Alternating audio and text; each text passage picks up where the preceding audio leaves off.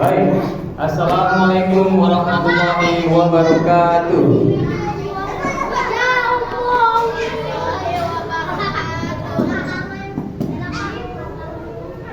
Hitungan ketiga, yang putra sudah duduk di barisannya masing-masing, rapat, tidak ada yang rebahan. 1, 2, 3.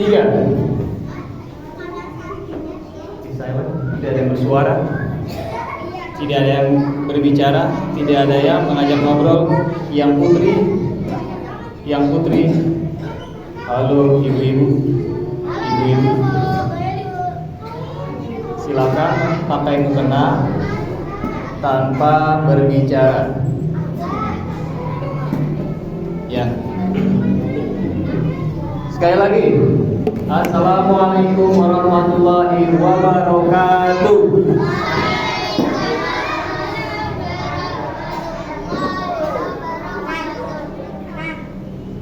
Sudah siap mendengarkan cerita dari Pak Husen pagi hari ini? Kalau sudah siap, duduk yang rapi, tidak ada yang pukul-pukul karpet, tidak ada yang rebahan, tidak ada yang berbicara satu sama lain. Ya barusan Pak Husen sampaikan apa? Berarti tidak kurang menyimak. Pak Husen mau bercerita sangat luas nih pagi hari ini. Luas, panjang apa luas Pak Husen? Ya.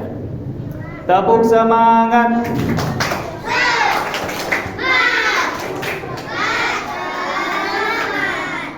Beneran nih semangat. Kok kayak kurang semangat? Tepuk semangat.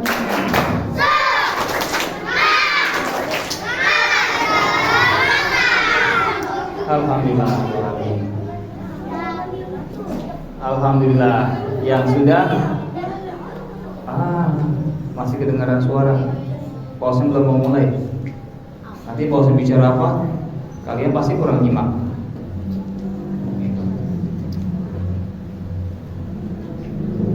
Baik, alhamdulillah pagi hari ini yang sudah hadir tepat waktu di sekolah. Di Pak Husen akan selalu mengingatkan dan juga mengucapkan terima kasih, mengapresiasi, menghargai ya kalian yang sudah berusaha mempersiapkan diri sebaik mungkin dari rumah sehingga datang ke sekolahnya tepat waktu, kemudian dilanjutkan dengan proses belajar mengajar yang baik. Bayangkan kalau kita masih kedengaran suara. Kalau ada yang ngajak berbicara, abaikan. Kalau bahasanya itu jangan ditimpalin. Ya. Sampai di mana tadi? Pak Husen lupa. Ya. Jadi bayangkan kalau kita datang ke sekolah terlambat, tergesa-gesa, sudah membahayakan kita di perjalanan. Ya. Terus kalau terlambat datang ke sekolah itu penuh dengan ketidaksiapan. Pikiran kita belum siap, ya. Mental kita juga tentu belum siap karena segala sesuatunya dengan tergesa-gesa. Ya. Allah telah mengajarkan kita untuk menghindari sifat tergesa-gesa. Karena tergesa-gesa itu adalah diantara sifat syaitan. Gimana Pak supaya nggak tergesa-gesa? Persiapan dengan baik. Ya, Pak Husen sering mengulang-ulang tentang persiapan untuk bisa datang ke sekolah tepat waktu. Ya. Karena Allah itu kan senang dengan keteraturan. Allah senang dengan keteraturan, kebersihan, kerapihan. Ya, rapi bagian dari keteraturan, bersih bagian dari keteraturan. Kalau kita kurang menjaga kebersihan, berarti ada ketidakteraturan. Kalau kita sehari-hari tidak terapi, berarti ada ketidakteraturan dalam hidup kita. Ya. Nah, semuanya berangkat dari rumah. Semuanya bersumber dari rumah. Ya. Dan semuanya selalu diawali di pagi hari. Karena Paulsen pernah mendengar nasihat seorang ulama, jika kamu ingin sukses, ya, ini ada seorang motivator, ada juga seorang ulama. Ya, ulama juga seorang motivator. Jadi Paulsen kombinasikan. Kalau kamu ingin sukses, ya, kamu harus memperhatikan bangun pagi kamu. Kalau bangun paginya sudah kesiangan, bagaimana mau sukses? Ya.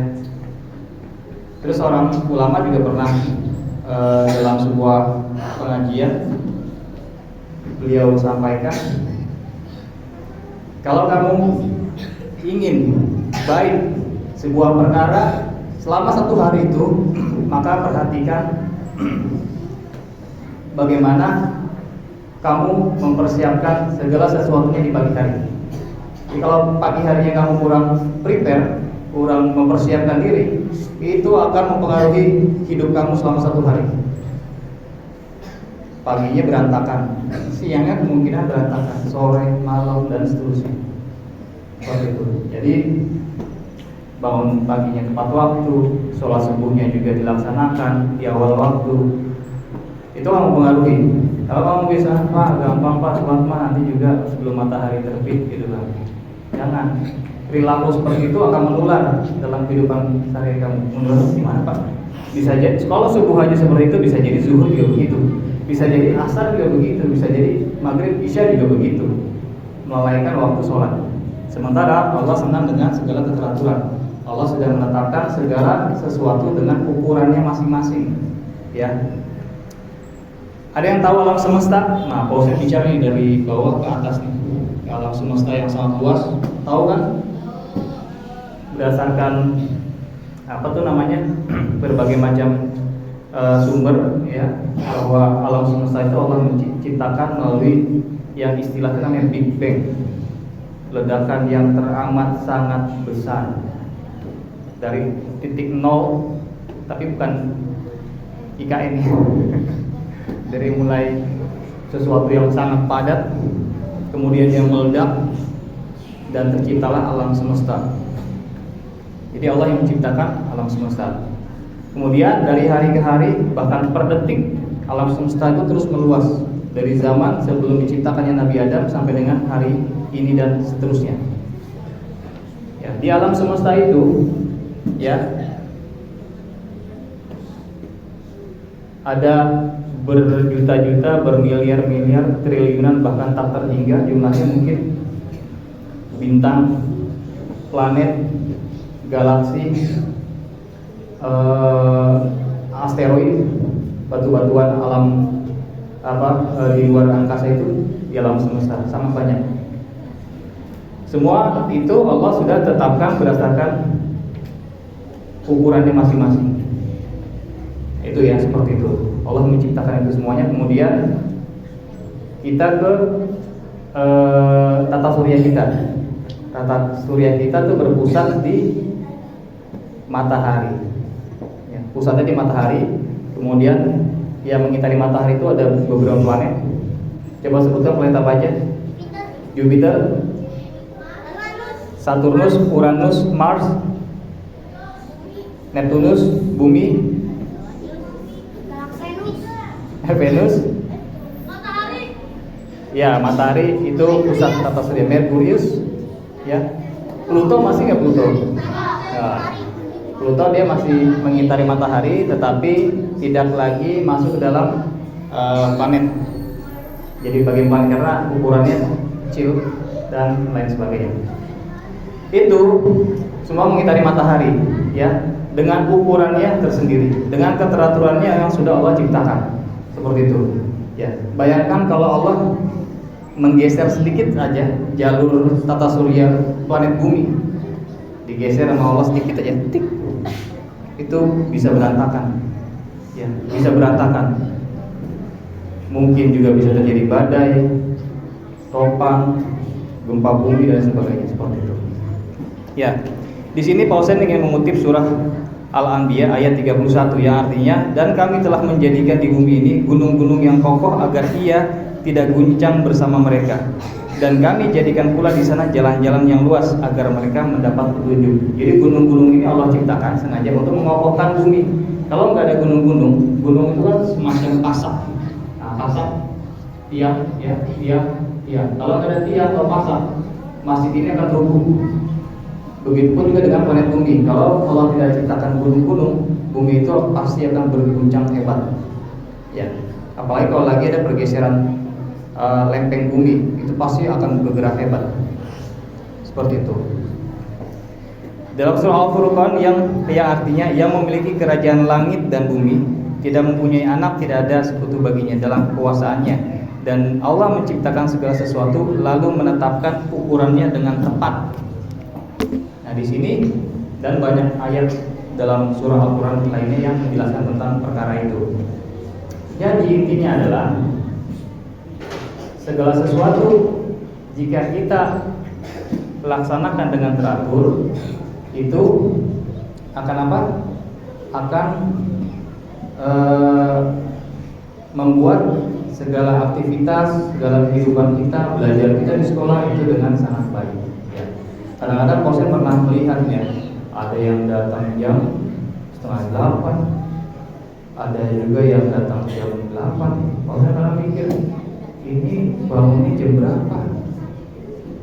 Mundur lagi kan, ini tidurnya jam berapa ya? Ini bagaimana persiapan, belum lagi mempersiapkan buku-buku di dalam tas, bekal makanan dan lain sebagainya seperti itu. Jadi siswa-siswi SD Teknik Jabar Hama ya harus disiplin, rapi dan bersih. Usahakan ya seperti itu, karena kebersihan juga sebagian daripada iman. Kalau kita jorok, nggak bersih, nggak rapi, ya berarti harus diperkuat keimanannya lagi kepada Allah SWT. Karena Rasulullah SAW juga rapi, Rasulullah wangi, Rasulullah bersih, seperti itu, nggak jorok. Itu saja cerita dari Pak Husain tentang alam semesta dan keteraturannya. Untuk selanjutnya kita melaksanakan sholat sunnah duha. Ya. Assalamualaikum warahmatullahi wabarakatuh. Oh iya, bersama Ustadz Hasan.